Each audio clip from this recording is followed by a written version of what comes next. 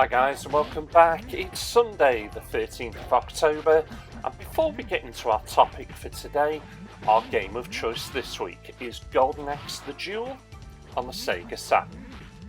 Right, PlayStation 5. We all know the release date, don't we? Do we?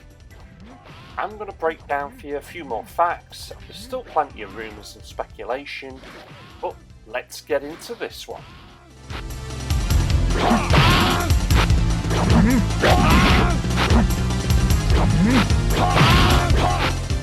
Right, well, the console has now been officially named. It is the PlayStation 5, like it was really going to be anything any different.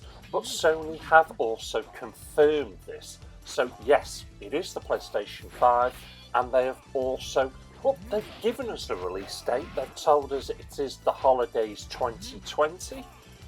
Now, this will be setting up, I suppose, a battle royal between the PlayStation 5 and Microsoft's Xbox Project Scarlet. But we still haven't got a confirmed date. Now, some people are now saying November, and I know of one that has said November the 22nd. Let's just see how true that is. But if it is November, great. I think I could turn this into a nice birthday present. Thank you very much. So, yet again, Christmas 2020, Microsoft and Sony are going to be locking horns for your hard-earned cash. So, without getting over technical, let's just go into this a little bit deeper. Will the PlayStation 5 have a 4K Blu-ray drive? Well, the answer to that is yes. The PlayStation 5 will play 4K Blu-rays. Now, it's a little bit disappointing, really, that the PlayStation 4 didn't include a Blu-ray drive. So I am glad to see that Sony is supporting 4K disc formats for the new console. But currently, both the Xbox One S and X come with a 4K disc drives, which it sort of gives them extra appeal over the PlayStation 4 if you're a home cinema enthusiast. But the PS5 will bring the Ultra HD Blu-ray fight to the Xbox. Will the PlayStation 5 support 8K video? Well, the answer to that is yes. It will support 8K video, but at least to an extent. The PlayStation 5 will ship with the AMD Ryzen chip on the Z2 architecture and the GPU from the Radeon Navi family. It will also come with the SSD solid-state drive storage.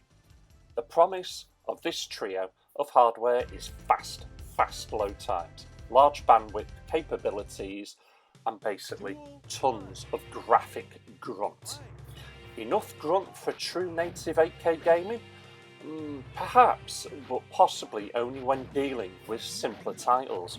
Bigger budget blockbusters might employ a new version, a sort of checkerboard upscaling, which is currently used to make the PlayStation Pro games, currently used to make the PlayStation Pro games look just fantastic on a 4K display. One of the rumours, though, that is still doing the rounds is that Sony is going to eventually announce PlayStation 5 and a PlayStation 5 Pro, which will be a much more powerful machine and offer more features for 8K video, higher frame rates, yada yada yada. We'll just have to wait and see if this one turns out to be true or not. PlayStation 5 audio. Will the PlayStation 5 support Dolby Atmos? I certainly do hope so. And the current crop of Xbox One consoles do outstrip the PlayStation 4 in the audio department, with Sony consoles being limited to 7.1 audio. The Microsoft machines, on the other hand, both come with Dolby Atmos and DTS:X audio for gaming and for 4K Blu-ray playback.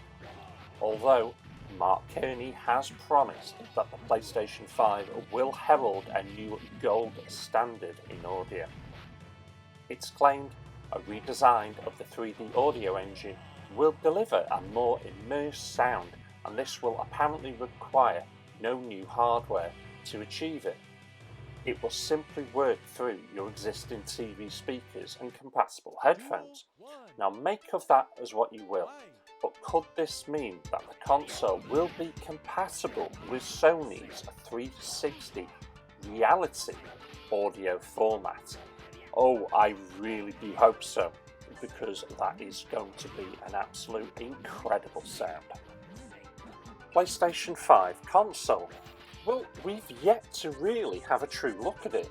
We haven't got a clue what the actual console looks like. We do know what the dev kit looks like because that was leaked, and it has now been confirmed that yes, this is most definitely the development kit, but we're still waiting to get an actual glimpse of the console itself. Will it look similar to this?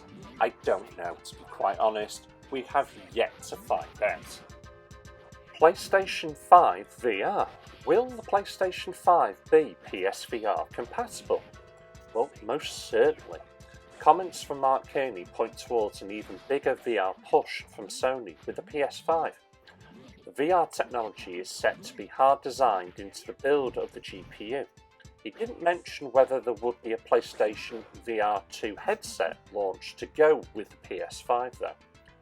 Given the PSVR is not as strong on resolution as other headsets such as the Oculus Rift or the HTC Vive, it could make sense to launch a suitable, powerful and impressive next generation headset with the new console. One interesting twist on Sony may be working on a 3D hologram accessory for the PS5 for multiplayer games. A light emitted with an eye tracker could project an image directly onto the user's retina to give the impression of a hologram floating in mid-air. Exactly what image Sony has in mind is another thing, but you may want to reconsider multiplayer games in your pants. I don't know how I feel about that one, I really don't. PlayStation 5 games. Will the PlayStation 5 be backward compatible? Well, most certainly, and it's definitely backward compatible, and we 100% know that it is going to be backward compatible with the PlayStation 4. Also, PlayStation 5 and PlayStation 4 owners who don't wish to upgrade just yet but still want to play online with their friends, you can do so. And obviously we've got now cross-play, which is an absolute given. So you will be able to play with Microsoft PC and Xbox and I suppose Android and whoever else. But what's not clear is whether the backward capability will be a blanket implementation or whether it will only work for certain titles. We guess a large number of PS4 titles will be compatible, but will be hit or miss with older generation games. Now, one online report suggests that the PlayStation 5 will be able to act as an emulator for PlayStation 4, 3, 2 and even the original PlayStation games, but we'd have to wait and see how much truth there is. Fingers crossed that it is, because I think it's about time. There's enough of us out there that enjoy playing our retro games still, but we would really like to play it on modern TVs without having to upgrade TV leads and God knows what all the time. I hope this one is true. PlayStation 5 DualShock 5 controllers. With each new PlayStation normally comes a new DualShock controller, and Sony have confirmed that their new controller and a couple of features. Sony says it is adopting the haptic feedback to replace the rumble technology. Now, if you don't know what that is basically, at the moment, the controllers have little motors basically in that spin an offset weight. The new way that they're going to vibrate is like the way your phones vibrate. It's a huge leap in technology between the two, to be quite honest. But anyway, with a broader range of more realistic feedback and launching something it's calling adaptive triggers. Again, this aims to allow for more realistic gameplay driven by programmable resistance within the trigger buttons. Now this is very interesting. Certainly, I always found when playing driving games, I was either 0 to 100% power. With resistive triggers, you're going to get a bit of forced feedback, which is hugely, so you'll be able to more gradually pull that trigger. So very exciting stuff. Previously, a leaked image from a developer kit in March 2019 showed a device with a touchscreen on top, which did not go down well with gamers given that the extra battery drain on the display. Of course, the image could be a fake. What would this screen be for? Well, some have suggested the controller could become a smart device and the screen could be for controlling other bits of kit, or indeed be used to display notifications from your smartphone.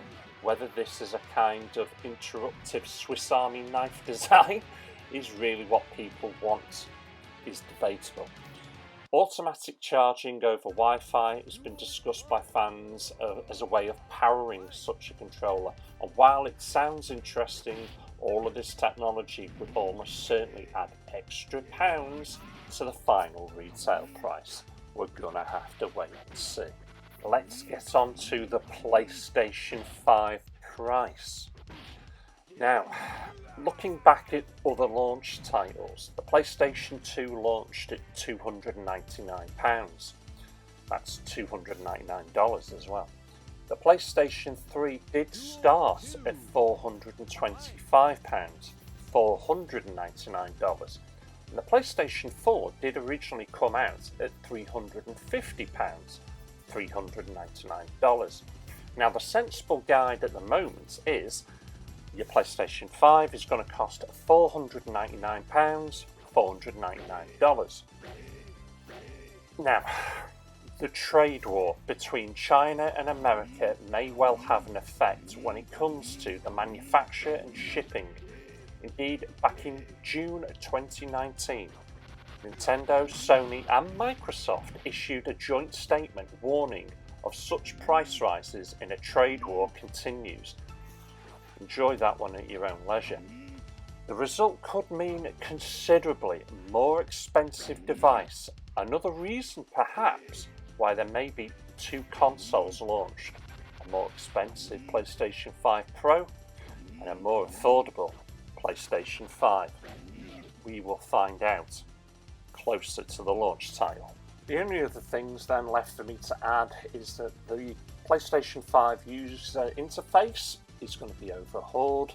Japan Studios and Polyphonic Digital, well, they're making demos, and there's something quite interesting because it is rumoured that a limited amount of PlayStation 5s on launch day. In fact, I don't think there's a rumour, I think I've read it's fact. Anyway, they're going to launch with demo discs. Yeah, demo discs to show off the 4K and 8K, technology. They haven't done anything like this for donkey's years. Certainly PlayStation 1 and PlayStation 2, you'd always get demo discs, especially on magazines. So the fact that they're going to be doing this, I think, is brilliant. So yeah, Japan Studios and Polyphonic Digital are making demos.